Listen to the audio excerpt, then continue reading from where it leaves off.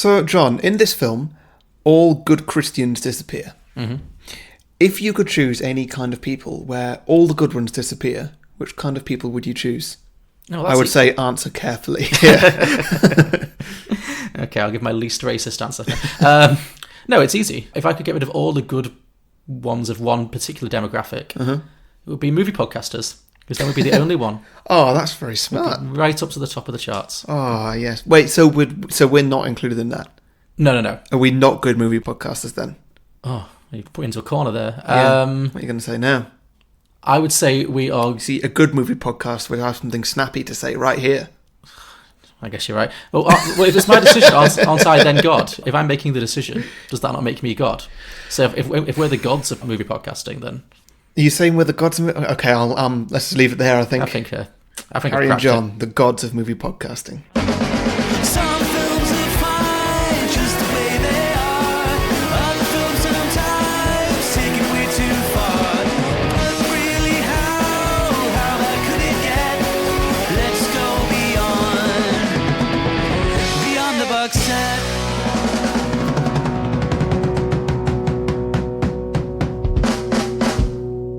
Welcome everybody to Beyond the Box Set, the podcast where we pitch prequels, sequels and spin-offs to films that don't have any. I'm Harry, and joining me as always is John. Hello.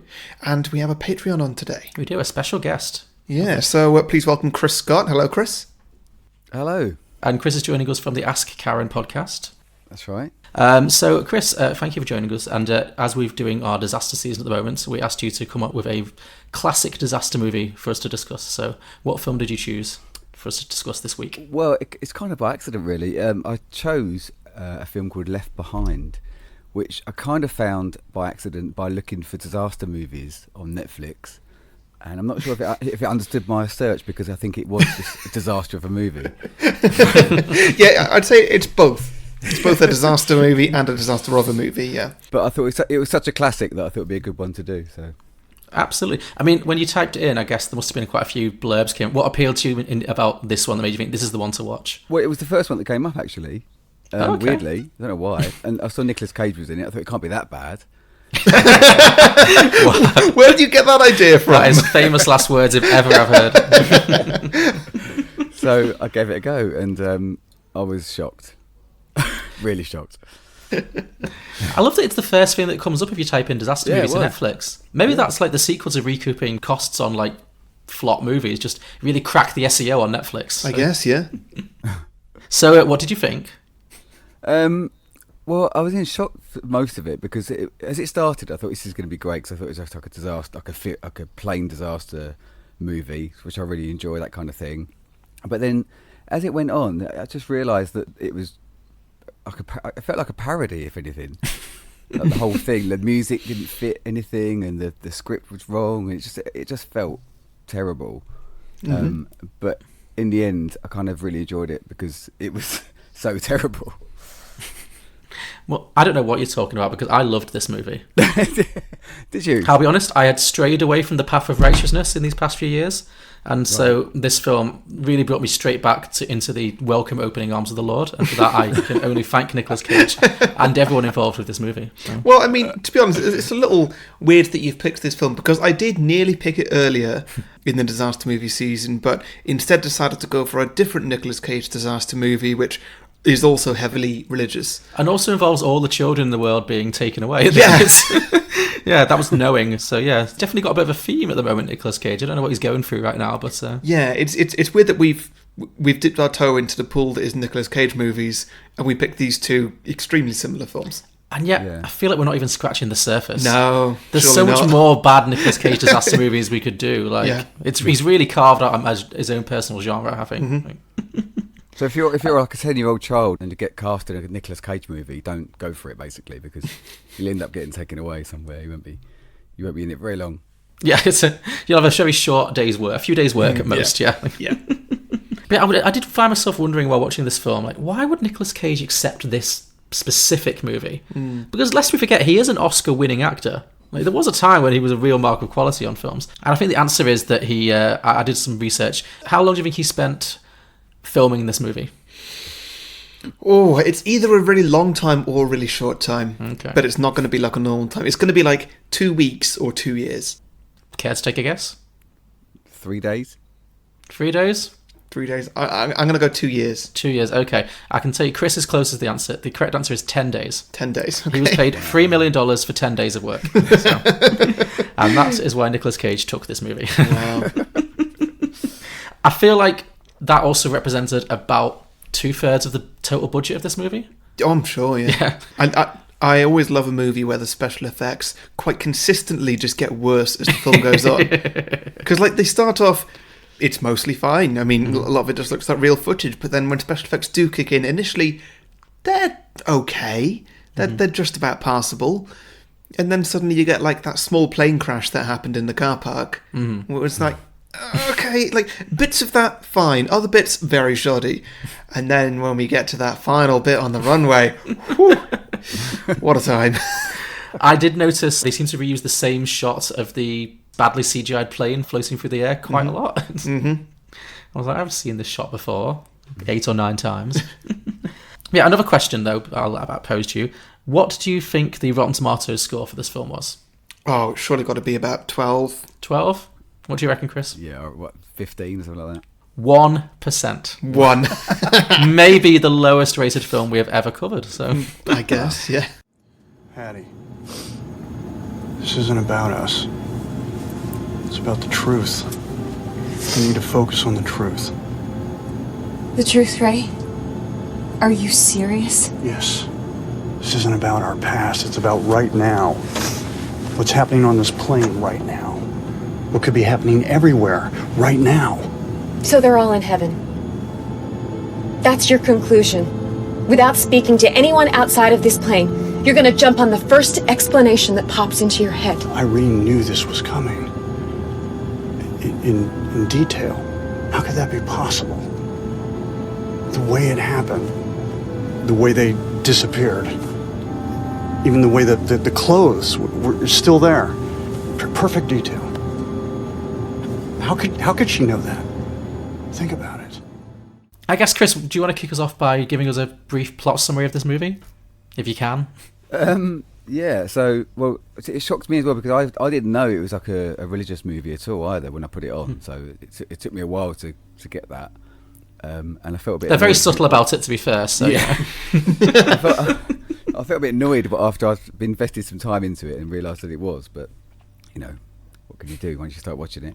But yeah, basically it's about a airline pilot who is flying to London and he's got his daughter. He met at the airport and he's sort of fallen out with his wife, and he's flying to London, and basically while he's in the air, millions of people disappear on the earth, just completely disappear. Their clothes are left there, which is really bizarre. It's like the most bizarre thing. So much of this is bizarre. I mean, it was a genius way of... Obviously, they didn't have the budget, like you mentioned, for any kind of real special effect where everyone like ascends into heaven. So instead, yeah, everyone's clothes just... Well, everyone disappears and just... I guess heaven's just a big old nudist beach because everyone's clothes are just left... Yeah. I mean, I always wonder, like, at that point when everybody suddenly appears in heaven, are they not all super awkward about, like, oh, I'm naked. Oh, everyone's naked. This is just awkward. And the vast majority of people are children as well. That's a good point. So, yeah, whoever wrote this film's idea of heaven is a heaven full of naked children. Yeah. So let's not dig too deeply into that one. No, it's a little alarming, yeah. Yeah. Well, I noticed the main scene is in the mall so Nicolas Cage is in the sky, obviously he's piloting his plane, but also his daughter Chloe, she's in a mall with her little brother. Yeah. And so she's in this really crowded mall, and then flash, the little brother's gone, and so have all the other kids and loads of other people. And so she's hugging her brother, and then her brother just becomes a pile of clothes, and then she's screaming, she's panicking. Meanwhile, there are piles and piles of clothes just falling from the ceiling. Yes, I was wondering that. Like, were all the kids like midway through jumping off the banister, or were they all like flying above? Yeah, there's just some giant floating just crash raining children's clothes. Which again, super creepy and just weird. It's interesting. Every time you saw some clothes, though, you never saw any in the underwear. It was always just like a jacket or trousers, or so I don't know how that. And they were quite neatly folded as well in some places. Yep. Yeah. So yes, everyone gets sent up to. Well, everyone gets raptured. I guess it turns out, but we don't know that yet. So yeah, everyone's been taken away. Yeah, it's a while before there's any realization that it's the rapture, but like, It doesn't explicitly say so, really. I feel like... But Nicolas Cage works it out when he finds out his co-pilot was religious, and then that's it. Well, I like he finds out he opens up the air hostess's booklet, and it's the one who's disappeared, and it says, Bible study! Exclamation, exclamation, exclamation. And that explains everything. But I felt like it was really obvious. Like, well, this film is actually based on a series of American books, apparently, which are super religious. So I feel like most people who will go into this movie, because it's obviously aimed at religious people, would know what it was going to do, but it acts like it's a super mystery. So I thought it was strange. What else was it supposed to be? I don't know. I mean, it could have been aliens. I guess. Yeah. Could have been just like the exact same plot as Knowing. Yeah. But yeah, it turns out, so basically all the righteous people, all the good Christians go to heaven, get raptured, and the only people left are sinners. So Lea Thompson, Nick Cage's wife, she's been converted to Christianity recently, and that's why her family's kind of fallen apart a little bit, because the Nick Cage and the daughter are kind of, what's the word, not cynics? Atheists? Well, yeah, atheists, or, they're doubters. And, yeah, so he's having an affair with the air hostess, isn't he? And so that's why he doesn't go to heaven. Like a super unsubtle affair. I loved the first introduction to the air hostess. You can tell she's a slut right away because she's wearing bright red lipstick. It's very slowly applying it, wearing these like real fuck me pump heels. And there was a moment when, like, I remembered when Nicolas Cage was introduced to this movie when you first see him, and that moment came, and the first thing that you see is this hand reach down and open some lipstick and start putting it on. And I was like, wait, have I forgotten a major part of this movie? Oh, like Nick Cage is like the guy from Silence of the Lambs. Yeah. That would be a good twist. Yeah. The air hostess, though, every time she's on screen, she's amazing at pouting. And like every shot, whatever she's doing, there's one bit where she looks out the window to look at the wing. And she's just pouting out the window. There's nobody there. She's like looking amazing out the window. Oh yeah, she's super glam, which is obviously heavily frowned upon in heaven. So Yeah.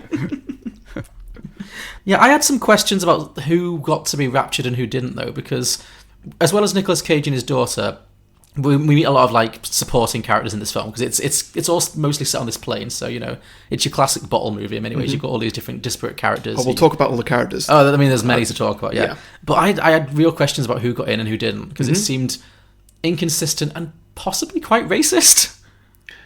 Why do you think it was racist? Well, the Muslim guy, why was he not in heaven? He seemed perfectly nice. Because he wasn't Christian? Well, exactly, that's what I mean. So, I guess it's that's not so much racist as... Well, is it? I suspect. I don't quite know what counts, but it's just like all good Christians. Exactly. It was very well. Because he obviously a man of the Bible, because he says very early on, "Shall we all pray together?" And then the angry guy with dwarfism was like, "To my God or yours." I mean, not necessarily a man of the Bible, but a religious man. Sorry, I meant a religious man. Yeah. It felt like it was very much saying, only Christians get to go to heaven. Well, I think it was. Well, it absolutely was. Yeah. Christians and innocent children. People under the age of 18. Sure. Yeah. I think what we should all be doing right now is saying a prayer. A prayer? A prayer to who? To God. Who's God? Yours or mine? Just to God. You wanna know what I think? No. That is kind of the plot of the film, though. They all get raptured, and then it's just Nicolas Cage figuring out... Yeah, the majority of the movie is just centred around like the 8 to 10 people who were in the first class area of the plane, with the main character being Buck Williams. Oh, the names. The names in this are fantastic. Everyone sounds like a character in a porn movie. What, Ray Steele? Rayford Steele, Chloe Steele, Buck Williams. It's absurd. Well, should we talk about some of the characters then? Chris, did you have a favourite supporting character in this? Because there were quite a few. There were quite a few. I think my favourite was the English... Well, I don't know what she was, but it was an English drug addict, basically. Cut price Paris Hilton, yeah. Oh, was it? Yeah. It seemed like it was based on some kind of British Paris Hilton kind of vibe. It was what I was getting from it. She seemed like some kind of drug-addled heiress who... I mean, she was completely with her shades spaced out from the beginning, and she kept going to the toilet and taking drugs, and you weren't really clear what drugs she was taking or how she was taking or anything like that. But she just was. Well, I think she thought she was on some sort of bad trip, rather than what was actually happening. Yeah, because at one point she very, very determinedly says, "I know what's going on here," and everyone's like, "Well, what?" And she's like, it's not really happening. Yeah. All right. Which was, to be honest, quite a weird addition to the film. Like, the only relevance it kind of showed was like, oh yeah, if you take drugs, you're going to hell. Yeah. That's pretty much it. That's her plotline. Well, it seemed like everyone who survived had a different theory for what was going on. Maybe it was like supposed to be like a mystery. I mean, it didn't feel like much of a mystery because the religious aspect was so heavy-handed. But like, because you've got her who thinks it's a drug trip. The guy with dwarfism thinks that it's a terrorist attack and the Muslims done it. There's the Chinese guy who's a big conspiracy theorist who thinks aliens have done it. You know, everyone. So weird, that one.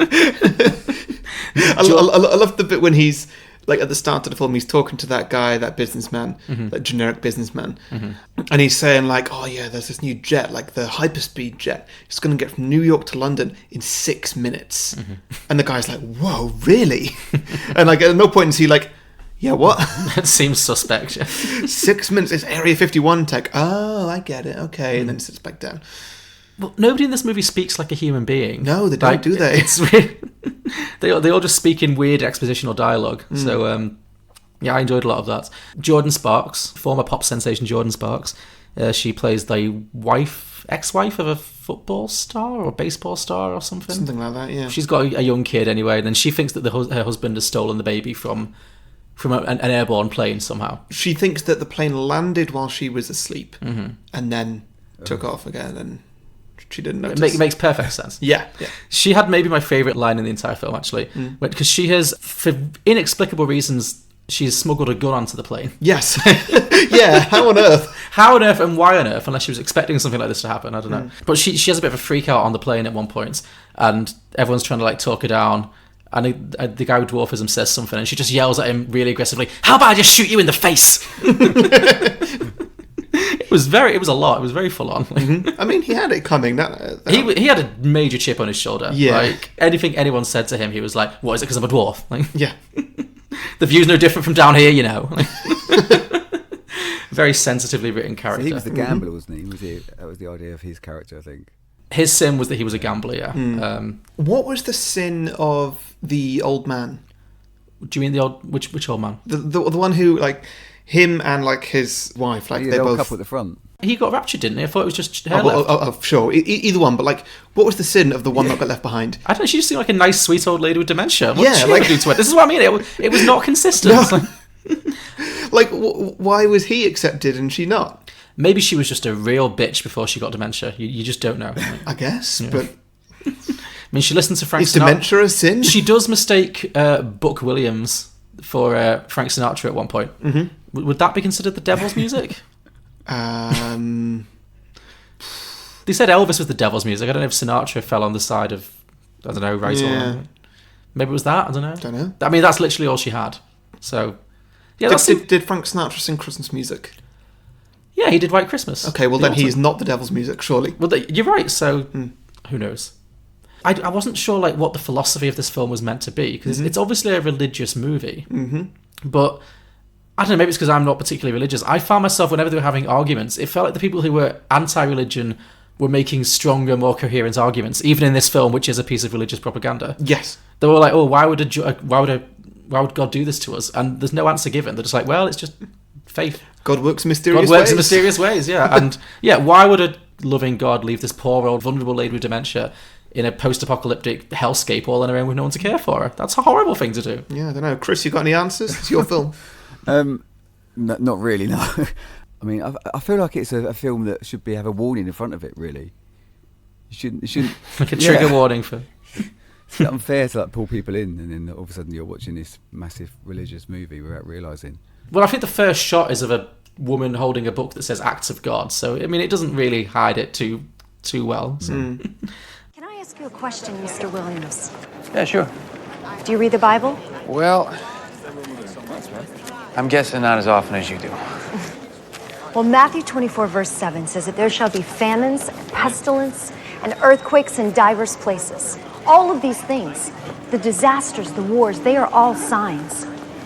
So God knew that all these things were going to happen. Honey, God knows everything. So then why doesn't he do something?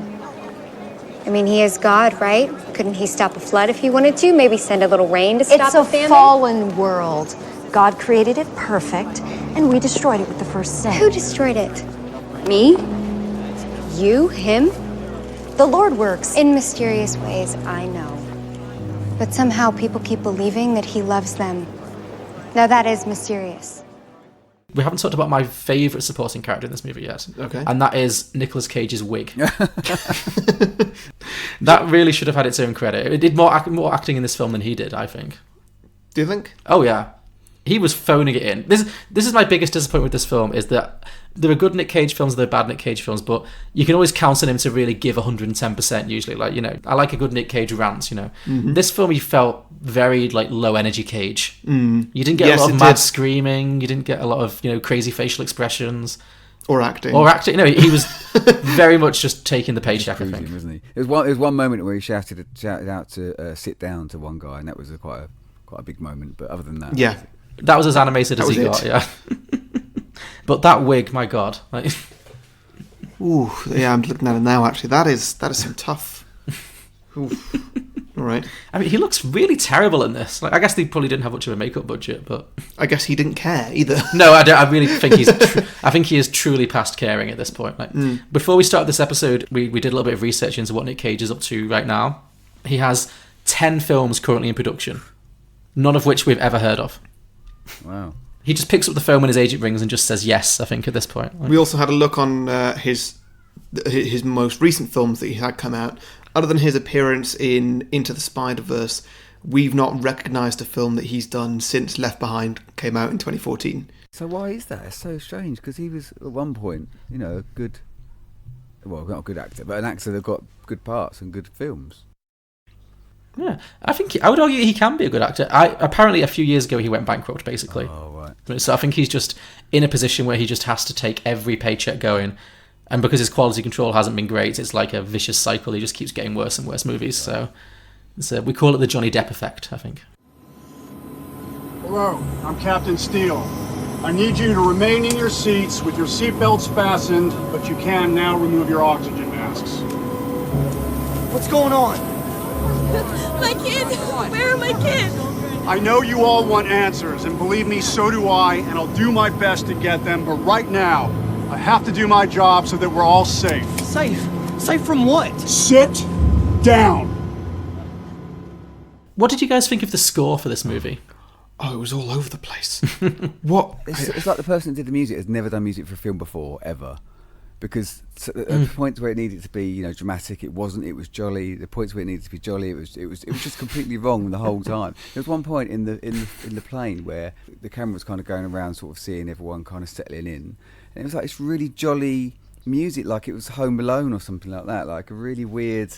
It just didn't fit at all. It was so funny. There was lots of really happy, clappy religious music in it, wasn't there? Like, again, at moments that it wasn't suitable. Like, oh my God, my children disappeared. It's like, Jesus saves, Jesus saves. He'll be coming around the mountain. It's all that kind of stuff.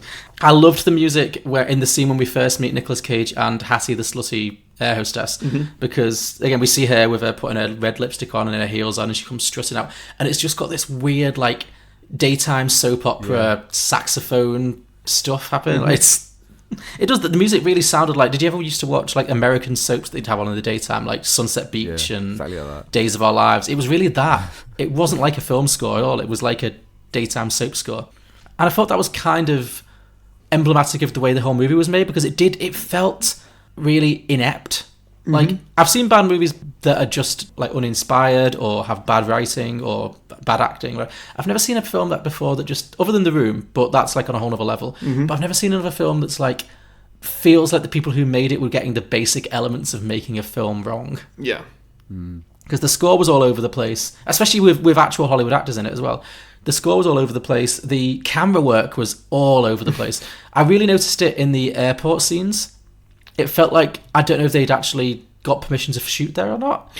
It looked odd, didn't it? Because it was like people were constantly walking in and out of frame. Yeah. Like, just passers-by would walk through the frame. Yeah. And at one point they did it as kind of like a little joke, just to be like, oh, look at how they laugh. Yeah. They're getting on so well. They're clearly going to fall. They clearly have fallen in love. But yeah, then there were just so many people in the way. Also with that scene when they meet and they start getting on and stuff. This is the daughter Chloe. Yes, Buck and Chloe. Chad Michael Murray, who plays Buck Williams. Buck Williams, the investigative journalist. Yeah. When they do meet, it takes them very little time for... Well, they don't meet for a very long time, particularly. They sit down for like half a coffee or something, and then Nicolas Cage turns up and makes everything awkward. Yeah. As he does. Yeah. That sentence could be appended to pretty much anything. And then Nicolas Cage turns up and makes it awkward. Like, Buck gives her a kiss on the cheek as he leaves. Like, you've known her for, what, 3 minutes? Yeah. And, like, she's totally into it as well. Sure. Well, he's a famous investigative journalist. Sure, she might be taken with him, but, like, why is he so taken with her? No, yeah, it really... Other than she's blonde and pretty and 20, but... Well, yes, exactly. And that carried on when they were on the plane, when he was trying to get in... Well, Nicolas Cage was trying to get in contact with Chloe, and Buck was trying to call her. And he said, I've been trying to call her the whole time. Like, all he was worried about was Chloe. He'd met her for 2 minutes. And he wasn't worried about... Yeah, does he have parents, a family, friends? Yeah. Like, he's a famous worldwide investigative journalist. He probably has better contacts than some woman standing on a bridge. Yeah. And then when they finally get through to her, when she picks up the phone, it's like, oh, it's Buck. And she's like, oh, thank God. As if she, again, same, it's like she's been thinking only of him, not of her mother and younger brother who just disappeared, not any friends. Well, I mean, to be fair to her at that point, she has been thinking about her mother and brother. Well, she has, find or get in touch with either of them. Sure. Can't touch with their dad because he's out of range. Mm-hmm. And, she's seconds away from committing suicide. Yeah. Yeah, fair enough that man of her dreams calls her. Okay, I guess any kind of friendly voice in that moment would be... Yeah. Fair enough. So can we talk about her brother? Because when he disappeared... The first thing I noticed was people in the background went like more nuts than I think anyone would ever go. They weren't like looking for their kids or their partners. They were like running around, like chucking TVs in the air and stuff, and like going crazy. They jumped straight to rioting. Yeah. They did, didn't they? Just going completely mad. It was really strange, and I can't work out why she went to the hospital. She went to the hospital to look for her brother, I think. Yeah, I find it so weird that she just outright didn't accept that, like, he was just gone, he just vanished. Like, that's surely the only moment of when you can realise that, like, I get if someone turns away, they turn back and someone's gone, but she actually was holding him in her arms. Yeah. And, like, he disappeared, he left all his clothes behind and everything. She did not see a single naked person anywhere. True. So, yeah, why not if she thought he was anywhere else? Out of nowhere. I mean, what would you do? Is to say right now there was a flash of light and I just disappeared and just left a pile of clothes in my chair. What would you assume? Celebrate? Sorry, what? Well, I wouldn't assume that you'd left. Like you just walked out the door or something. But where would you look first? Well, I probably wouldn't. Well, no, but like, great. I wouldn't be expecting to find you like hiding behind a couch or something. Like, I don't know. That'd be fair, yeah. You wouldn't ring a hospital. I feel like ringing a hospital is like, it's just like... What, is John there? Well, I don't know. You go into... I guess you could... I can't believe I'm defending this movie. But, like, I feel like you'd probably go into, like, autopilot, wouldn't you? Like, what are the things that you would do when someone goes missing? Even though all rationality says, of course, they disappeared while I was holding them. Like, you'd think, yeah, you check the hospitals, you check the home, you do... I feel like she made... relatively rational decisions in the grand scheme of things. Like, well, I'd probably call emergency services, I reckon, and like say, hey, John Lucas has gone missing, and they'd ask me lots of questions, like, what did the last see you? And I'd be like, well, in front of me, and then he just disappeared, like, into thin air, and they'd be like, oh, right, okay. If that happened to everybody, they'd be like, oh, right, we'll put him on a list. If not, they'd be like, well, you're crazy, we're hanging up. Yeah. That'll probably be it. That'd be the extent of your efforts to find me. One phone call. Yeah, okay, let me turn the question on you. What would you do? Probably check the hospitals. Yeah. Crash some cars, steal a helicopter, you know. To find me? Yeah. Well, when you have no idea. I'm just saying I think this character made smart choices. Yeah, also find a priest, you know. I would love to watch you try and fly a helicopter. That'd be a short movie. Did you spot the bit when she went to hospital? She broke in and she smashed the window, and she had to crawl through this window, and the window she could have probably like stepped through, bending down, but she decided to crawl through on her hands and knees on the glass as slow as possible as she could. And then they sort of put this music on, like this massive drama music, as she was doing it to make it a big thing. And I'm sure even when she went through the window, she could have stood up, but she kept going, crawling on this glass. Yeah, I know. It was the worst, because like she did it with, what was it, like the base of like a plant or something? Yeah. I don't know, but something that could have also been used to sweep glass out of the way. Oh, one more thing on the brother, actually. I mean, is he the worst actor in the world? Definitely, yeah. I feel like he must have been... In fact, not him. I feel like a lot of the supporting characters in this film must have been the direct blood relatives of people who invested in this film. Yeah, that's a good point. He felt like he was someone's kid. Yeah. He was like, put the kid in the movie and I'll give you $1 million. Yeah. He felt like that, because he couldn't act. I mean, again, the dialogue doesn't help, but... No. There's a line he says that I really loved. It was something like, "You got me the brand new baseball glove I've been asking for." Wow! Just in a tone that no human being would ever speak. No, he was so excited about that baseball glove. He was. Chloe! Chloe! Hey! Come here! Oh gosh! Oh my goodness! You're so big! Okay. Did you get me anything at the airport? Well, you'll just have to wait and see. Alright, why don't you check it out in there, see what you got. The brand new baseball glove that I've been asking for. No way! Mom! Chloe's here! But yeah, so she's looking for her brother and her mum. She goes home. Her mum's obviously been raptured because the shower's turned on and the bracelet she always wears is just on the floor of the shower. Mm-hmm. And then she kind of goes to a priest, and the priest says, "Look, it's been the rapture. I don't know what to tell you." Yeah.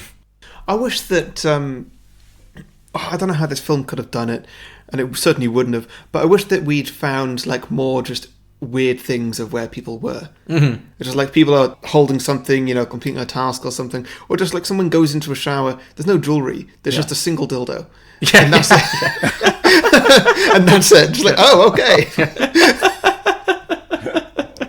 Just more of that. Yeah, I mean, that would be a very different film. Yeah, certainly, and it's way above this film, but... Would somebody who was regularly using a dildo go to heaven? Is that a sin? I don't even know. I've never wondered that, to be honest. Not until now. Until now, I've not put the thought in my head. I've never thought, does this make me a sinner? Sorry, I mean, would this make me a sinner? Maybe Google it later. Yeah. Yeah, but then so he has to land the plane, but because there's no air traffic control anymore, all the runways are like full of planes that have crashed anyway, so he's got nowhere to land. So he needs to somehow manage to phone his daughter, who's on the top of the bridge contemplating suicide, and she needs to find him like a landing strip, like a mile of road that they can safely land on. So she finds a spot on the freeway that's like half constructed or something. Something like that, yeah. It's never explained what it is, or like why it's straight and what it's got on it, really. But I got maybe my second biggest laugh of the movie after "I'm going to shoot you in the face" was when he says, "I need you to give me a signal so I can see where to land," and she just flicks her car flashlights on and off a couple of times and says, "Can you see that?" Yeah. No, of course he can't. Oh, somehow I laughed. Dad? Chloe! Go ahead! I'm out of road. I'm at 9/10 to a mile, but there's a bunch of heavy equipment blocking my way. Honey, 9/10 is good enough, but I need a bright visual point of reference so I can see where the landing zone is. Okay. I'm flashing my brights. Can you see that? No, we're too far out for that. I need something bigger and brighter, like a flare. But we're running out of time. I have to come in right now. And yeah, they have to make an emergency landing, and she's like... I liked the bit when she gets in a steamroller and she's like, "Oh, for fuck's sake!" Yeah. And she's literally racing a plane in a steamroller. I thought Austin Powers or something. Yeah. But, I mean, fair play to her, she did it. She cleared the thing, and they make the emergency landing. And just survived by all of, 2 inches or something? Yeah. I mean, oh yeah, that's it, because they have to add the extra bit of tension. Yeah. Where there's like there's a random fuel tanker in the middle of the... If this had been straight out of a parody movie, it wouldn't have been a second different. Like, there's just a giant tanker with like the red hazard signs and like flammable, and I think the bumper of the plane literally like nudges it, doesn't it? Oh, it doesn't, but it's so close. It's ridiculously close. Yeah. And like I say, the special effects are just getting worse and worse and worse, and like by the end, the plane is like a 2D drawing drawn by that kid from the start. And it comes to such a jolty stop. Like it's casually slowing down, like towards the fuel tanker. You know it's going to stop beforehand, and then it just suddenly stops as though it's hit something. Like stops quite abruptly. It's really confused me. I don't really know why that happened. But then they have to get out of the plane, and they have the inflatable thing that they use, and they kick the dwarf. Yeah, why was that? I think it's because everyone hated him. Well, yeah, with good reason. Yeah. Not because he had dwarfism, because he was an asshole. Yeah. But, like, yeah. Yeah. It was, again, it felt very tonally out of place in this movie to have a very broadly comedic guy kicks a dwarf off a plane scene. Like, and he just goes, like, flying down the thing, like, "Wah!" And then... Also, they couldn't afford to film anyone actually going down the slide. Oh, no. That was really... You could just see them exiting the door, and then, like, you see them landing. Like, yes. There was no actual slide. Like, no. Let's jump, and we'll cut out the crash mat. Yeah. And then that... So he's reunited... Nick Cage is reunited with his daughter, who actually runs straight to the investigative journalist first. Like, never mind her dad. Like, you know, yeah. Hot journalist there. And then it ends with this very ominous kind of... it's finally over. Oh no, I'm afraid it's just beginning. And then we see the flaming city of New York, and I guess they've been left... They've been left behind. They have, haven't they? Well done, John. I've cracked the plot, yeah. Dear God. Looks like the end of the world. No, not yet. I'm afraid this is just the beginning.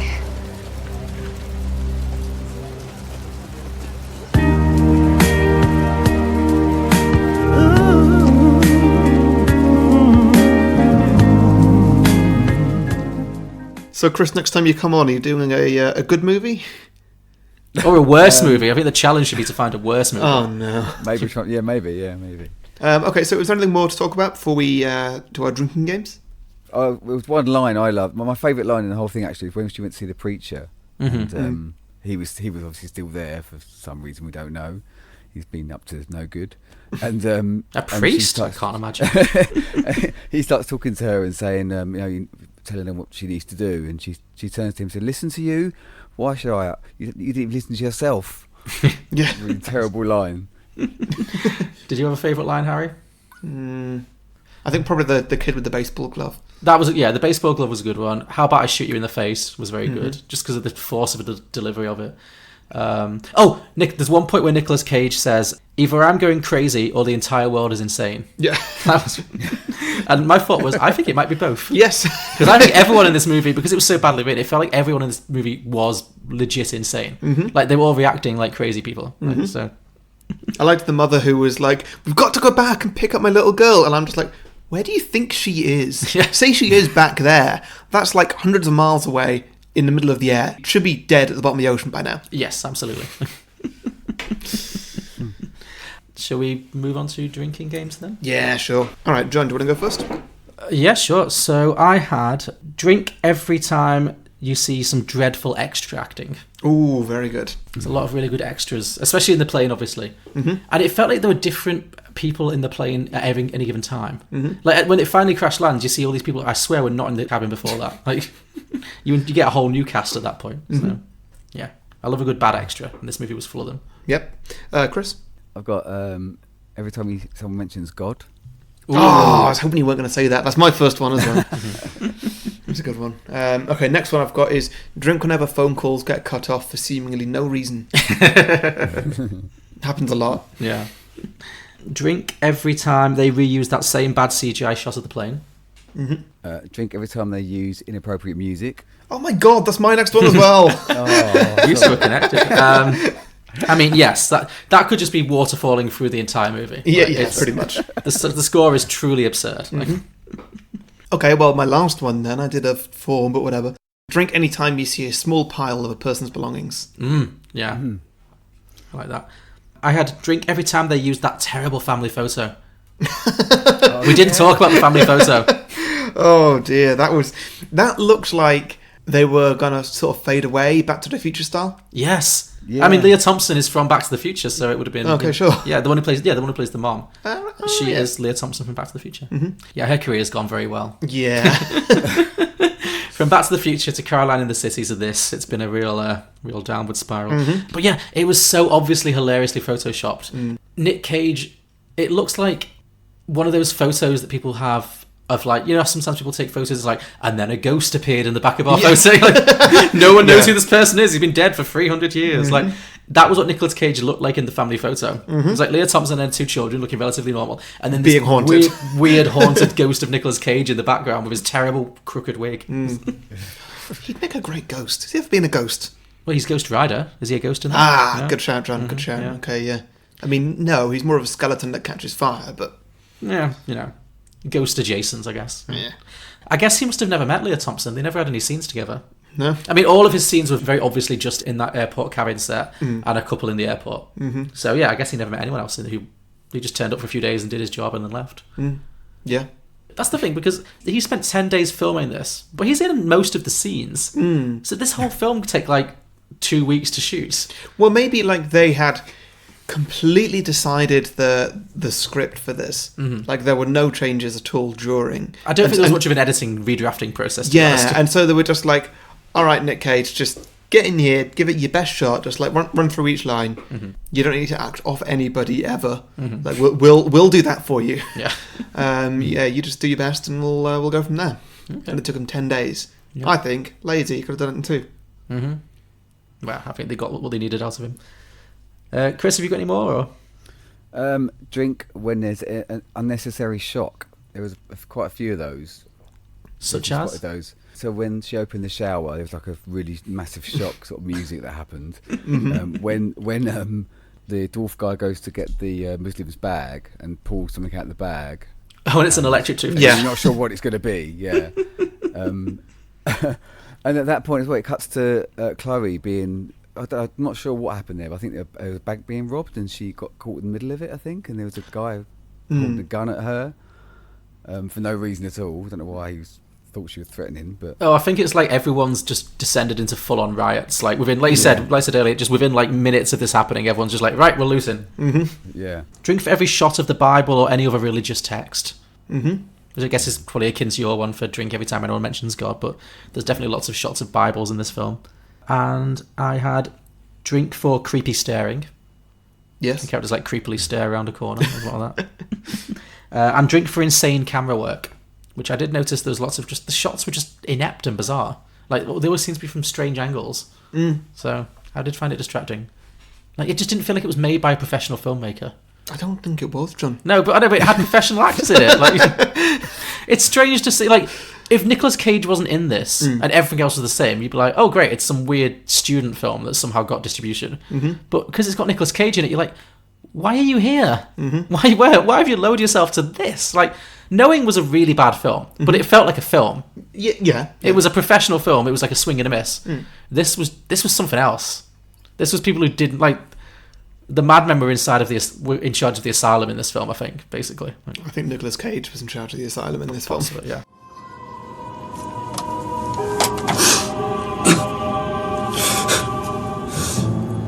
Either I'm going crazy or the entire world is insane. What are you talking about?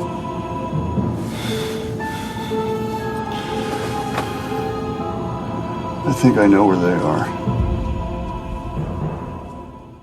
Okay, well, last thing we do before we get to the sequel pictures, just want to let you listeners know that we're available on Patreon. So if you go to patreon.com/beyondtheboxset, you can subscribe to us and just, I don't know, say thank you by sending money. That's what we like.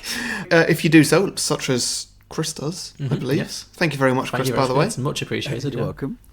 Well, Chris, he gets a weekly bonus show from us. Mm-hmm. Beyond the Box Set, where we review cinema releases. Mm-hmm. Chris, I believe you'll have had one through in your inbox today or something. Mm-hmm. I did. It's very good. Which film was it? I've forgotten already. It was Dark Phoenix. Mama, was it? Ma? Oh, Ma. Yeah. No, that was Dark Phoenix was this week, I think. But okay, sure. No, you might have got to it yet. There's no rush. It's fine. Sure. Yeah. Ma was a classic episode. Ma was a classic film. Yeah. Have you actually seen Ma yet, Chris? No, I haven't. No, not yet. I'm not sure what your taste in film is, though, but if Octavia Spencer as a full-on psychopath isn't up your street, then I don't know what you're doing listening to us, because it's very much up ours. So. Mm-hmm. Now, I want to pose a question to you both. Do you think that either Ma or Dark Phoenix would have been improved or made worse if it starred Nicolas Cage in the title role? Nicolas Cage as Ma? Yeah. Or Nicolas Cage as Dark Phoenix? Yeah, as the Jean Grey character, Sophie Turner. I think most films are improved by the presence of Nick Cage. Ma? I would say Ma, no. I think Octavia Spencer is a joy and a delight. It'd be a very different film. Yes. I mean, please tell me Nick Cage isn't playing a heavy-set black woman, because that's problematic in all kinds of ways. But But if he's just playing like a crazy middle-aged person who kills kids, it'd be different. I'd watch it. Dark Phoenix, 100%. Absolute improvement across the board. Yeah, easily. Would have made more money as well, let's be honest. Possibly. I mean, it could hardly have made less. So yeah. I mean, it's made more than this. This film truly tanked. True. Yeah. This one was supposed to be the first part of a 9-part series. 9-part They wanted series? to make 9 of these films, but the first one bombed so much that obviously it never happened. 9? 9, yeah. Because there's all these books. God, there are not many franchises that have made more than 9 films. Star Wars, Marvel, James Bond. I think the one... Wasn't the King Arthur film supposed to be like a 6-part franchise as well? And then Really? I think if you set out to make more than 3, you're asking for trouble. Yeah, it's rare that it works. Yeah. So this could be the start of something special then. It could be, yeah. I mean, they might still do it, you know? Maybe. Get that Kickstarter up. We'll fund it. Yeah, sure. With all our Patreon money. Yeah. There you go. I mean, we might lose a lot of money if we start telling people that we're going to use their Patreon to fund, like, heavily religious movies. True. Okay, we won't do that. But speaking of Patreon, so the other things that we offer, other than just the bonus show in which we talk about conversations like that quite a lot. Yes. Once a month, we have a Patreon on to, bring their favourite film, which, of course, Chris, you've brought your favourite film here this week. You're welcome. Your all-time favourite film, what's yours? You can come and guest on the episode if you like. If you don't want to, then we'll do your film anyway. It's completely up to you. And then also, once a month, every patron gets a 30-second advert slot on the main show, where they can talk about anything they like. And on a Patreon episode, this is normally the point where, Chris, we hand over to you. You can just advertise whatever you want right now. So tell us about Ask Karen. Okay. We've started a podcast called Ask Karen. It's been going for about 3 months now. I think we've got 12 episodes up live, and basically it's a podcast where me and my very good friend Karen, we ask listeners to send in questions. They can be dilemmas, they can be just random questions, and we basically spend some time talking about them and answering the questions and giving out advice, and it's a bit of fun really, but we have a lot of fun doing it, so give us a listen, and hopefully we make you laugh as well, but who knows. I can vouch that they do. I'm a subscriber. I find it really entertaining. So, yeah. Thank you very much. It's really, really good. No, you're welcome. It's a great show. I'm thinking I've not actually submitted any questions yet, but I think I might send a whole bunch to your next episode, all inspired by this film. Amazing. So I'll ask Karen if she has accepted Jesus as her Lord and Saviour into her life. And, there's a lot of what-if questions around what she would do if you were raptured, perhaps, Chris, and she has to find someone else to ask the questions. Or if she was raptured, maybe who would answer the questions then? Like, it could go on. So I'm enjoying your episode titles. I'm just looking through them. Avocados aren't vegan. Pop-up Shaka Khan. Oh, Pop-Up Shaka Khan was good. I like that one. Ignore balls at all costs. Puppets like Muppets. Mm-hmm. Great. Yeah, it's a good show. So where can people find the Ask Karen podcast if they wanted to give it a listen? Well, we're on Apple Podcasts. We're on Spotify. Most podcast apps. I've kind of tried to get them on all the apps really. And we're also on Podbean as well. So yeah, just we've got a website as well, which is www.askkaren.co.uk. Fantastic. So yeah, and check it out. And I believe are you on Twitter at Ask Karen as well? Yeah, Twitter at Ask Karen Podcast and Instagram as well at Ask Karen Podcast. Fantastic. So yeah, check us out. Thank you, Chris.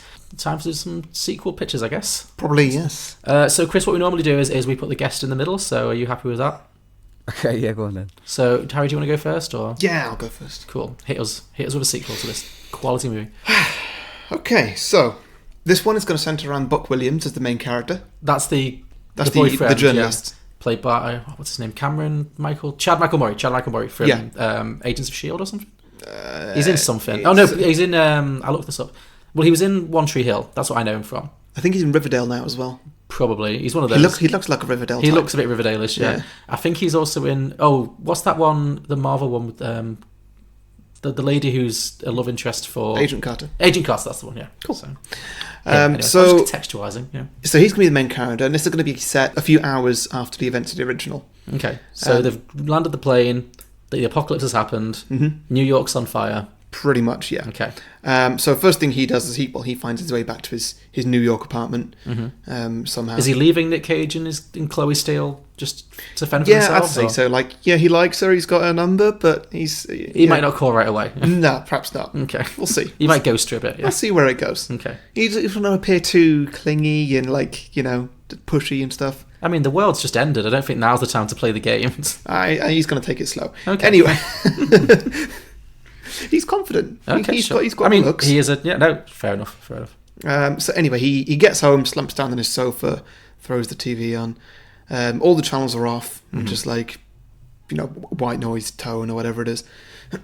So he gets up and goes to his shower, leaving the TV on. During the shower, we get flashbacks to the original film, just to kind of catch us up and show that he's actually quite stressed at everything that's going on. Well, sure. Which, yeah, fair enough. It's the apocalypse, yeah. He goes back to his sofa with a large glass of whiskey and starts writing in his journal. Okay. Because everything else is broken. Sure. And he's a journalist. Yeah. He likes to write, sure. Exactly. All of a sudden, the TV switches to an emergency broadcast. Oh, okay. It says, "This is an emergency broadcast, this is not a drill." And it cuts to the Oval Office of the president's desk with an empty chair. Okay. Just showing, like, president gone. Okay. And then somebody sits down in the chair and starts talking. That person is Captain America. Oh, I knew you'd go down a Marvel route for this. This feels like such an opportunity to do Sure. so. Let me guess, is it Thanos? So Captain America explains the situation as we know it from Infinity War. So it wasn't the Rapture? No. Okay. No. All those kids that went in hospital, they just bad luck. Yeah, okay. Did Thanos kill kids? Did they ever address that in Avengers? Like They didn't show it on screen because it would just be a bit much. Sure. But, yeah. Okay. 50% of all living... I mean, technically babies as well, so, Sure, okay. But they didn't show it. Okay, fine. Because... No, I mean, that's not a good way to start a family film. Just here's a bunch of babies dying. So, yeah. Great. Okay. Cool. So it's Thanos. It's not the apocalypse. There is no God in this universe. Only Thanos. Yeah. Okay. So the president's gone. The vice president will now be stepping in with Captain America as his main advisor. Okay. And the new vice president... until there is a new general election happen. Okay. So now, back to Buck, who's still in his room. I hate his name, by the way. Every time I say it, I want to say something else because it's not a good name. It's just awful. It's a porn name. Yeah, it's a porn name. Maybe he's got a background in porn. He very well could. And he went into journalism. That's why he afterwards. didn't go to heaven. Yep, there it is. Yeah. That's the point. It's never mentioned why he didn't go to heaven. No. Well, he didn't believe in God. He gets challenged by that crazy religious lady with the eyebrows at the beginning. Sure. Okay, so Buck now takes it upon himself to document as much of these early events of the Rapture as possible. Okay. And he starts up a vlog, or a vlog if you prefer. Yes, I do. Yeah. I don't like vlog. It doesn't roll off the tongue. Which quickly gets the backing of J. Jonah Jameson from the Daily Bugle. Oh, it's Spider-Man's Spider-Man's boss. Okay, sure. I mean, Harry's going to go into some pretty... I don't know how into Marvel films you are, but I'm guessing we're going to go into some quite heavy lore at this point, Chris. So just, know, if you... I mean, actually, I stepped lightly. Entertain yourself. I stepped lightly. I think I've made most or all of the connections I'm going to make at this point. Okay, fine, sure. So, Buck documents the riots which were initially happening and how the authorities cracked down on them. Mm-hmm. A week later, people are working as a society again. Many industries have completely died as demand for luxuries have dropped off a cliff. Mm-hmm. Websites like ASOS and eBay are all completely dead because buying second-hand tat or tie-dyed rugs is no longer a priority for anybody. I love that you're kind of brainstorming an end-of-the-world scenario at one of your first thoughts is, what happened to ASOS? Very telling, Harry. Yeah, sure. 2 weeks later, the government has now completed a census and found that about 40% of the US are completely missing. Okay. Any property which the deed owners are missing has been seized by the government and put up for sale. Mm-hmm. As a result, house prices have dropped by maybe 90%. Mm-hmm. Everything's super cheap. Also, the next of kin to anybody missing has inherited all their cash. Mm-hmm. So not only is everything cheap, everybody's rich. Oh, nice. Okay. So it's actually all working out pretty damn well. Yeah. Millions of jobs have changed, as nobody really needs to work anymore, so employment rights go, really good. Mm-hmm. Everyone's rich, houses are cheap, and there is more than enough food for everybody. How does nobody need to work anymore? New York's on fire. Well, here we go. Okay. There is a massive volunteer effort to clean up the streets from all the riot damage and empty and crashed vehicles of those who disappeared. Okay. Buck is a major influencer in this, as he has now become the face of it, him and his documentary series. Okay. Let's say he's become the David Attenborough of today. Sure. David Attenborough's gone as well. Every now and then he still gets stopped by someone asking him how he still believes this is the work of some alien and not the work of God. Mm-hmm. He gives the same speech his now girlfriend gave in the first film. Mm. And so that was Left Behind 2, snapped away. Okay. So wait, why do people still think it was God if the Captain America's some been people on, will just won't accept it? Just won't accept anything. Now, we move on to Left Behind 3. Oh, you've made a whole franchise. Yeah. Oh, okay. So, cut to 5 years later, the world is doing pretty well. There are still a lot of people who are missing the people that they lost, but Poverty's gone, so that's a plus. Sure, yeah. Buck and Chloe are now getting married, and of course Nicolas Cage is going to give her away, and that'll be his appearance for the film. In an even worse wig, I hope. Oh, I'm sure, yeah. He's going grey and losing his hair now, so we'll see what happens. Great. Probably he's losing his hair, like, on the sides first. I think Nicolas Cage has lost most of his hair at this point. Yeah. I don't think we've seen his natural hairline since maybe Con Air. Yeah, maybe. Sorry, you think that was his natural hair? No, not sorry. Bad choice. Since the Con Air era. Okay, what about Moonstruck? Let's say Moonstruck. Yeah, sure. Hair. Yeah, maybe Moonstruck, yeah. Anyway, so they're getting married in the back garden of their upstate New York house. The paparazzi are outside waiting to see one of the most famous couples in the country get married. Mm-hmm. Well, because of his vlog. Yeah, and being the face of like the volunteer campaign that cleaned up the country. Okay, fine. As they're reading their vows, all of a sudden there is a shudder, and suddenly there is a group of people having a barbecue in the middle of their wedding. Because they're having it in the garden. Okay. Everyone is confused by this, and Buck immediately reaches for a camera to start to film everything, as he would. These people are claiming that this is their home, and asking why there is suddenly a wedding here. And Buck, being kind of smart, asks them for their names and the year, and turns to Chloe and explains, these are the people who used to own this house 5 years ago, they're back. Oh, so now we've got to the point where Thanos gets killed and everyone comes back from the snap. This is Left Behind 3, snapped back. Okay. And so Buck explains to them that 5 years ago there was an alien invasion in Africa, a massive battle which we lost, and as a result half the universe vanished, including them. Mm-hmm. Everyone gets out their phones to watch the news, and apparently this is all over the world. Buck then turns to Chloe while picking up his camera. He says, we're going to make a shit ton of money out of this. And he starts a documentary series. He goes all around the world and to watch all the changes. There is a new president back, who is no longer allowed in office.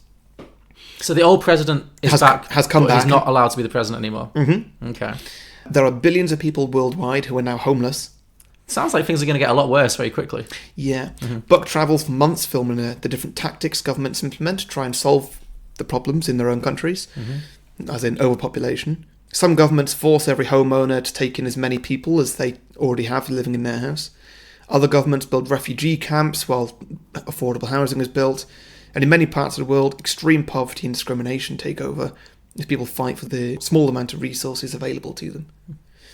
Civil wars break out across the globe as old and new world leaders fight for power. That sounds like a real feel-good movie, Harry. Oh, it's great. This culminates in new countries being born in all continents, many of them at war with each other. Eventually, these new countries leave the UN and form their own group called the OG UN. The original UN? Yes. Okay. Which has the sworn oath to return the world to its former glory. Mm-hmm. To be a member of this group, you must be what is now referred to as an OG person. This is someone who believes that jobs, contracts, marriages, property, possessions, and wealth owned before the snap must be honoured now today. Oh. So, like, this house was mine first. That was my wife first. You know I want what? all this back. This is something that the Avengers movie didn't really touch on, did it? Like the whole property law aspect of people disappearing for 5 years and coming back. Exactly, yeah. That's a whole another hour of footage right there. Yeah. So the OG UN and the UN, which refuses to change its name, are at war with each other, and there are limited Avengers on hand to defuse the situation. You know, they all kind of went their separate ways at the end of that. So a third world war breaks out, which is well documented by Buck, who remains neutral on the topic, and like he said at the start, he made a lot of money out of this. Okay. The war goes nuclear within a year, and very quickly the population shrinks to about 50%. And when that stat is published, the UN and the OG UN, they reunite and they become the UUN, the United Nations. Oh, nice, okay. And then a third film called Left Behind 4, shit went crazy there, which is all about how the world pulls itself back together and Buck gets even richer. Oh, okay. So it's basically about a free-film trilogy about a war profiteer. Yeah. Okay. Sounds cheerful. Yes. Also infringing on a lot of Marvel copyright there, but yes, good luck getting that made. Cool. Okay. No, makes sense to me. I mean, to be honest, I know I got a bit crazy at the end there, but a lot of that is kind of what would happen in the Avengers stuff. No, probably would. So, I think they were wrong to end it where they did. There is my Avengers fanfiction for the year, let's say. So there's no more of that for this year now. You're committing now to no more Marvel fanfiction for this year. No, actually, I'm not going to commit to that. Okay, I was going to say that closes a lot of doors for you. I'll predict it, but I won't commit it. Okay, fine. Well, I'll give you a hard stare next time you go down that road. But, no, that made sense. I mean, I was thinking about writing some Avengers fanfiction today, and then I watched this film, and I was like, "Yep, that's my window." Yeah, I mean, it makes sense. They do have very similar plots in many ways. Yes. Chris, over to you. What have you got for us? Okay, well, I'm going to need some help with this. So I've got a rough idea, but so basically, my movie starts a year on from the end of the last movie, in a similar sort of way of your sequel, where everyone's kind of getting on with their lives, and they've sorted out the chaos. Chloe and Buck are living together. They're very happy, even though they've known each other like 5 minutes. And basically, Nicolas Cage is still in this movie. He's kind of turned a little bit, and he's now he's got a bit crazy over the last year, and he's now thinking that people haven't gone to heaven. He's thinking they still exist somewhere. So he's like living in this little hut somewhere on his own, and going a bit crazy and searching the internet. And basically, he finds this scientist online, a bit of a crazy scientist, and I think he'll probably be English. I think maybe Stephen Fry could play the part. Or maybe something like a crazy scientist like Christopher Lloyd, that kind of thing, maybe. Or so he goes to meet him, and this guy basically thinks that what happened was there was all the tectonic plates shifted at the same time when all the people disappeared, and they actually went into like a parallel universe. Oh, okay. So they all still exist. And they're trying to work out how they can kind of get the universes to go, to align again, basically. This is what the Area 51 guy in the plane was on about. Yeah, is that where this has come from? Okay. No, I didn't notice that till afterwards, because I had to watch it again, and I'd already written this down, and I watched it again. I was like, oh my god, I can't believe. And maybe I did hear it subliminally, maybe. Subliminal, yeah. Yeah. So yeah, basically somehow they, I'm not sure how, but they're going to somehow do something like a big push at the end of the film where they set something off to create these big earthquakes again, and when they do, there's like a big blackout, and all of a sudden all these people appear. Now the only problem with this part is when the people appear, are they going to be naked or not? Because if they're going to be naked, it's going to be a really weird ending to a film. Just shoot it very creatively, lots of just tops of heads, and just clever angles and well placed props. Yeah. So it could be a bit of strange ending to a film, but so yeah, that's kind of what I came up with. Okay, so they're in how is he going to bring them back? Did you say, or did you? So they're in a parallel universe. I'm not really too sure. And it needs to be some sort of maybe I don't know. They go to some sort of Cape Canaveral maybe, and launch a rocket which starts some sort of reaction off or something. I think this is a good opportunity to be like, okay, well, Stephen Fry has now built this device, this machine that can travel between dimensions, and this is a fantastic opportunity to just have these characters jump between different Nicolas Cage properties. Ooh, yeah, that'd be good. That's good. Just do a tour to Nicolas Cage. Yes, I like that. That'd be really good. Also, the people who've been disappeared, what do they think's happened to them? Do they think they're in heaven? Do they think? So they think the same as the people that were left behind. Really, they in their world, the other people disappeared. So they just I see. The same thing kind of happened. Okay, so I wonder if that means that do they think they're in Lea Thompson, for example, the mum, because she thought this was going to happen, she predicted it. I wonder if that means that she thinks that she was right and that and all the bad people have been snapped away and that they've inherited the earth. Well, that's the point now, because in that universe, all the people that are remaining are just good, honest Christians who all believe in God. Yeah. So then suddenly there are no conflicting religions. Would those people riot? I don't know. I feel like Christians just often find a way to, riot and argue. Yeah, they have to argue with somebody. Yeah. It would be a big study on Christianity. Yeah, definitely. Maybe they start doubting things because they think that everyone else would be raptured and they've been left behind. So they'd be like, why, doubting God or. And I'm thinking by the time that at the end of the film, when they all sort of reunited, they all sort of realise that that this isn't a thing to do with religion, and that maybe there is no religion, and maybe everyone just sort of moves on away from God. We end with a good John Lennon sing along. Yeah. Yeah, I think that's got some potential. I like that. Yeah, so definitely something there. Yeah, I think the way that they get back together. So they eventually find the right universe in which they find the other half, all the Christian people, and the way that they bring it back together is they need Nicolas Cage, because he's the special one or whatever. He's the chosen one. Sure. They need him to fall in love with his wife again. Oh, like a bit of a quantum leap scenario. And so they need to get back together. The moment they get back together, that's... Or maybe... No, I've got it.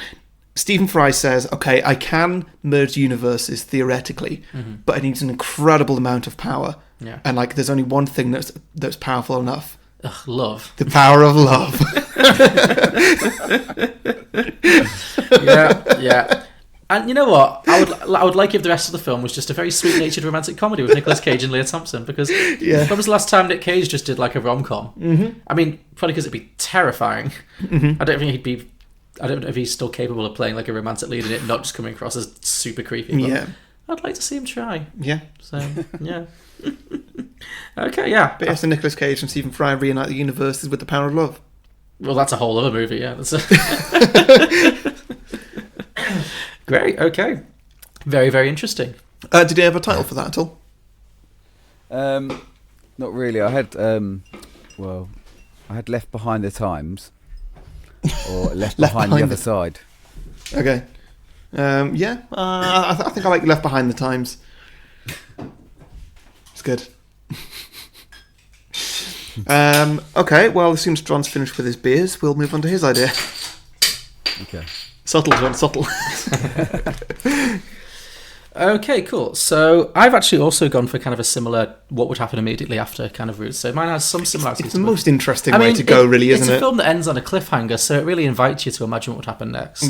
So mine has some similarities to your ideas, but I've taken a slightly different route with it. So, so you've not done any kind of dimensional hopping thing at all? There's no dimension hopping in this one now. Great. And there's no Marvel tie-ins? I resisted that edge because I knew you would. So, I was like, well... I feel like it was expected of me. A little bit, yes. I didn't want to disappoint the fans. No, that's fair. Absolutely. So in my one, once again, it's set immediately after the events of the original movie. So Rayford Steele, the Nick Cage character, dear God, Chloe Steele, and Buck Harris, and the rest of the airline passengers from the original film. Oh, quick point. So in mine, they were just about to get married. I don't know if that's a thing in yours. Who's going to take whose name?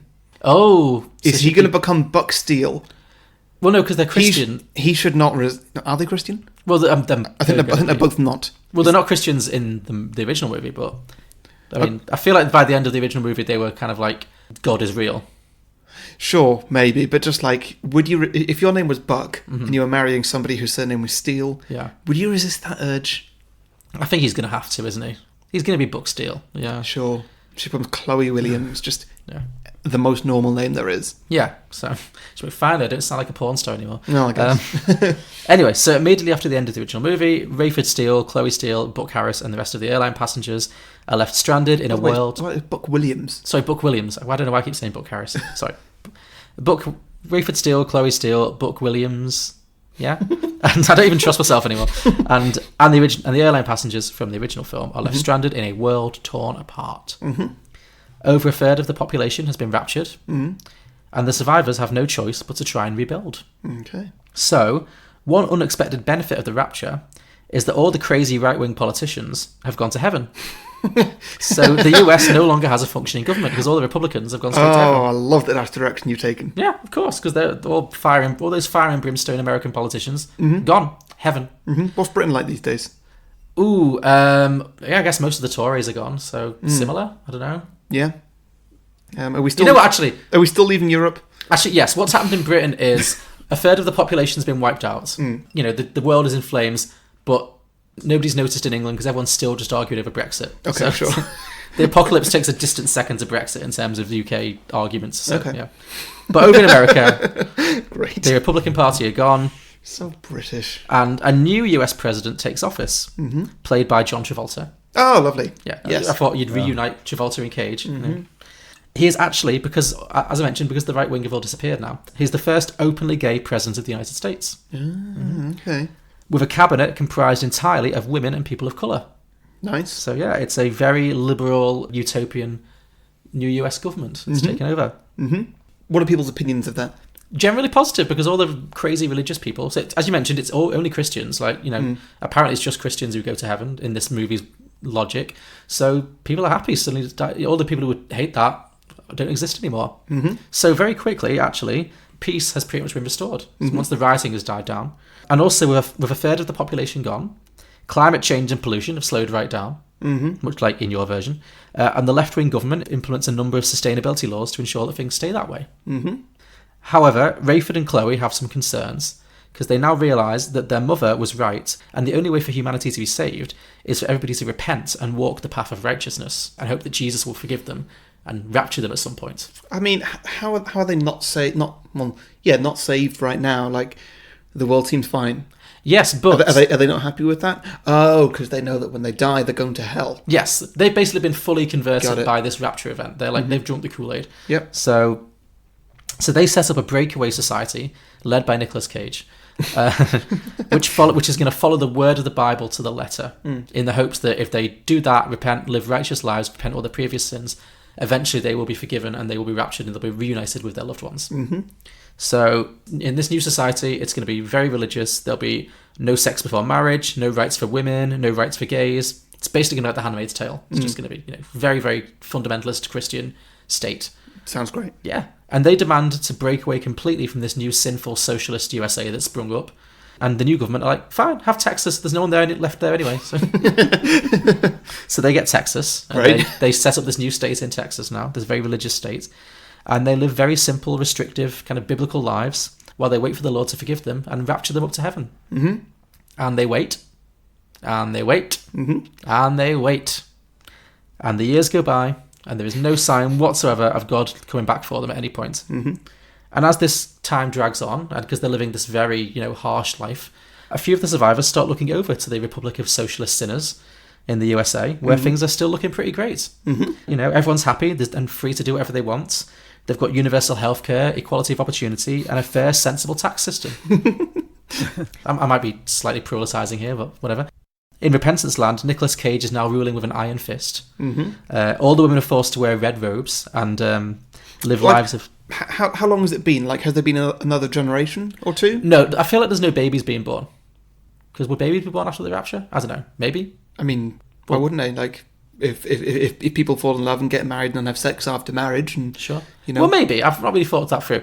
It's been about 5 years, not too long, because Nicolas Cage is 60. I can't exactly jump 20 years. Sure. I mean, I could if put him in really old age makeup, but I'm thinking it's been about 5 years. Yeah. And, America's flourishing in this new socialist utopia. Texas, not so much. So bit by bit, the people who are living in this, religious Texas, they start to question whether the whole repentance plan's really working out for them. Because they keep looking over to the Socialist Republic of America and are like, hey, this is looking pretty good. They've got it made. So bit by bit, citizens of Texas start defecting back into the mainland United States. At first, they're free to go and come as they please. But soon, virtually everyone who isn't a middle-class white male has bailed. So that's not very sustainable. With a distinct shortage of women, it's causing an increase in illegal male-on-male action, which is obviously not conducive to a religious society. So Nick Cage starts to get a little bit worried. So, desperate to stop this kind of mass emigration and preserve the status quo, Nicolas Cage blocks all the borders and declares war on the Socialist Republic of America. After experiencing a revelation that it's not just enough for the Texans to repent themselves. In order for God to forgive them, they need to root out all of the sinners and bring everyone back to the path of righteousness. So that's his new belief now. So this gives us kind of the setup for a final battle. Texas declares war on America. The armies meet at the Texas-USA border. We're going to have Nick Cage now in full military gear. He's going to have a very bad wig, and he's going to give a rousing speech at the head of the army. Bit like kind of Braveheart style, but more crazy religious. Yep. And modern. And more modern, sure, yeah. Meanwhile, the Socialist Republic of America doesn't actually really have an army anymore, not an active military force, because they're all very peaceful people. So they've just sent a defence force of social workers offering free hugs. Sounds good, yes. Yeah. So how does that go? Sorry? How Well, does that go? you'll find out. So Nicolas Cage heads up the army, delivers a rousing speech, and screams, charge, and charges forward. And then suddenly, just as they're about to charge forward and start the battle, there's a giant flash of light, and somebody yells out, cut! And much to the crowd's confusion, Lea Thompson, the wife, then walks onto the field, hugs her daughter and her husband, and finally reveals the truth. That there never actually was a rapture. And the past few years have actually been part of the most elaborate church-funded reality TV exercise of all time. So back on the plane, the church used a mix of actors and hallucinogenic drugs to fake the disappearance of hundreds of people, allowing the survivors to think that the other people had been raptured. The hope was that they could have convinced the survivors to mend their ways by making them live in the reality of a godless world, which is what they think they're living in. So I've got some dialogue here, just a little bit. Harry, do you want to be Nick Cage or Lea Thompson? I'll be Lea Thompson. Okay, so I'll be Nick Cage. I can't do a Nick Cage impersonation, so I'm just going to read it flat. Come on. If you think you could do one. I mean, I'll try. Actually, I won't be doing Nick Cage, but I'll try something. Sure, okay. Well, you can be Nick Cage then. This will be good. But we lived like saints for years, and we were miserable, and the so-called sinners created a paradise. Very good, Harry. But doesn't it feel good to be walking the path of righteousness? No. Right, screw this. I'm off to find some hookers and cocaine. And that's when the credits roll over the song Highway to Hell. Wow. Yeah.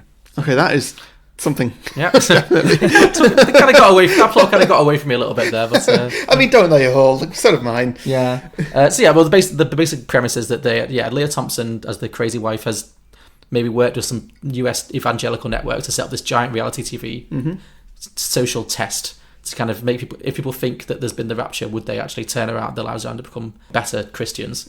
But it backfires because all the non-Christians actually have a much better time. And so, yeah, that was kind of where I went with that.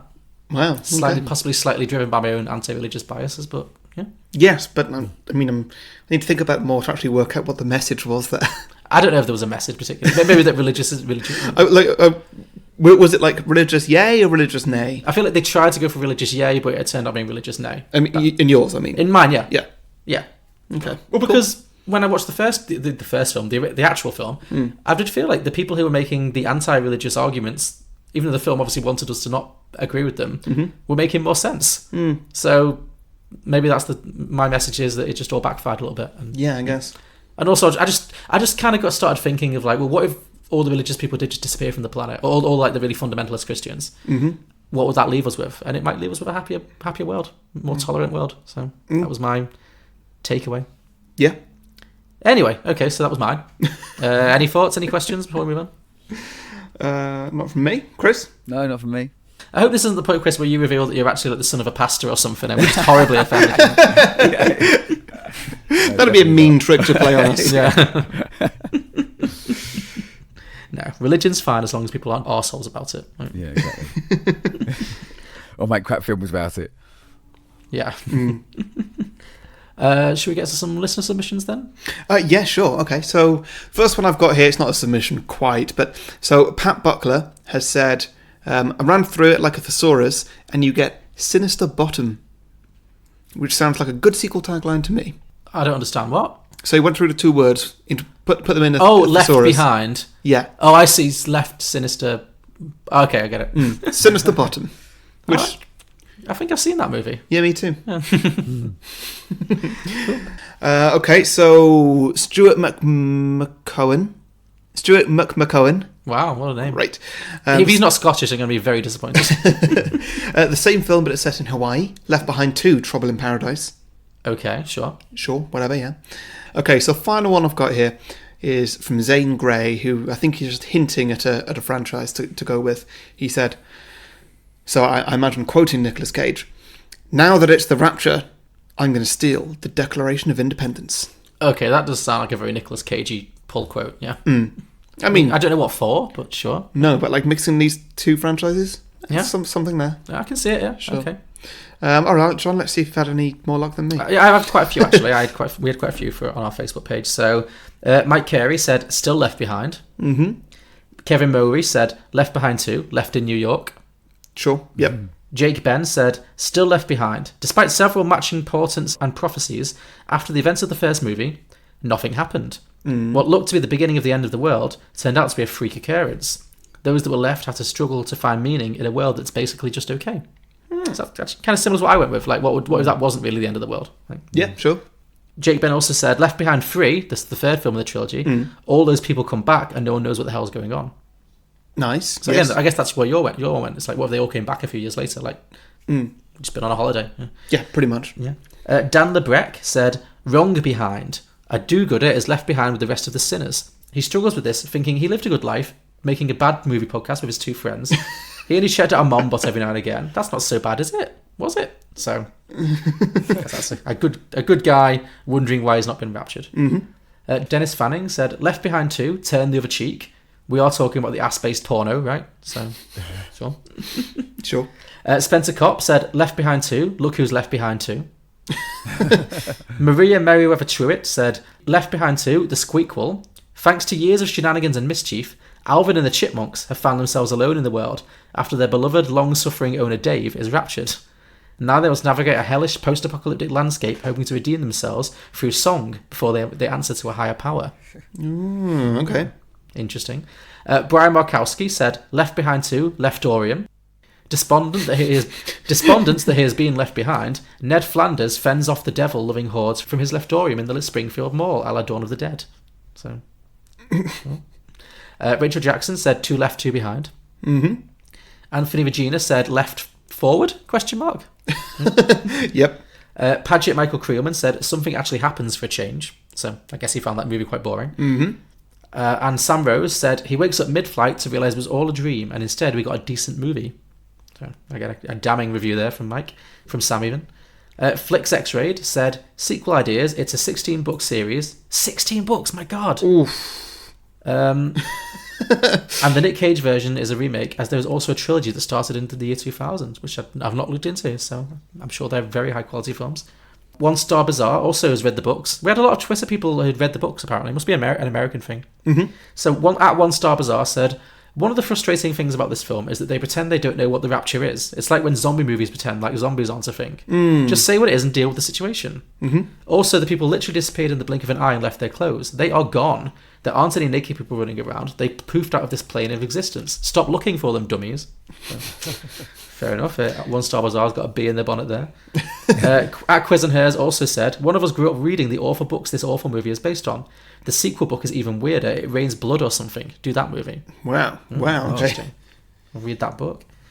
At Mike and Oscar, at Emma and Oscar, said, Adulterous airline pilot looks up all of his former Mile High Club members and they've all been raptured, except for one. Dun dun dun. And Blokebusters at Blokebusters said, Nick Cage ends up having to fight against the hordes of hell as the dead rise from their graves. However, when all hope is lost, he gains an ally who helps him to hold up by setting traps. His name, Kevin McAllister. Title, Left Behind. Again. That's a Home Alone kind of thing? Of course, sure. So yeah, those are our listener submissions for this week. If you have any sequel ideas for Left Behind or any films we've done in the past, please let us know. We are Beyond the Box Set. You can find us at beyondtheboxset.com. Our podcast is available on all good podcasting platforms, including iTunes, Spotify, Stitcher, Google Play, Acast, you name it, we're on it. If we're not on it, let us know and we will get on it. You can also contact us on social media, on Facebook, Twitter and Instagram. Just search Beyond the Box Set or at Beyond the Box Set on Twitter. And we have exclusive merchandise available at tpublic.com/Beyond the Box Set. And our Patreon is at patreon.com/Beyond the Box Set. So, Chris, all it remains is to say thank you very much for joining us this week. Thank you. Would you like to take one more opportunity to plug the Ask Karen podcast? Yeah, sure. Thank you. So, Ask Karen is a hilarious podcast where me and my friend Karen ask listeners to write in and send us their dilemmas, their questions, and we try and help them out or entertain, basically. You can find us on loads of good podcast apps. We're on we've got a website, askkaren.co.uk. We have a Instagram account at Ask Karen Podcast and Twitter at Ask Karen Podcast as well, so give us a listen. Fantastic. And Harry, I believe it's your choice next week for our final disaster movie of the season. Yep. Okay, so I was a little unsure as to what I was going to choose for this. It was down to 2, so I put a poll up on our Patreon Facebook group. Great. And the votes are in. Okay, cool. I put it between 2012 and The Day After Tomorrow, and we are going to be doing The Day After Tomorrow. Oh, excellent. So we're going to be flashing back to, 2004 or something, to see Jake Gyllenhaal. Is it that how old it is, that film? Wow. Sorry, let me just look it up. I may have completely misquoted that. Zero memory of that film, to be honest. Absolute guest. Oh, this film was terrifying for me. Yeah. Day After Tomorrow. Oh, 2004. There you go. What a guess. I remember people attempting to outrun ice. That's all I really remember. Yeah, there's a lot of that. So we'll enjoy that. Anyway, this film terrified me when I saw it in the cinema. Have you seen it since? Yeah. Okay. I don't remember how much it terrified me. Let's see, in 2004 I would be about 10 or 11. Yeah, sure. Do you think this is an appropriate film? We'll talk about it next week. We'll talk about it next week. Yeah. It's So, a whole discussion. I really barely remember this film, so... Yeah, great. Okay, so, well, thank you, everybody, for listening. And Chris, thank you for subscribing. Thanks for coming on. Hope you've had a good time. Yeah, it's been great. I'm sure we'll have you back again sometime, yeah. And, we'll see you all next week for the day after tomorrow. Cheers, thanks. Thank you, everybody. Bye. Bye. Say goodbye, Chris. Bye.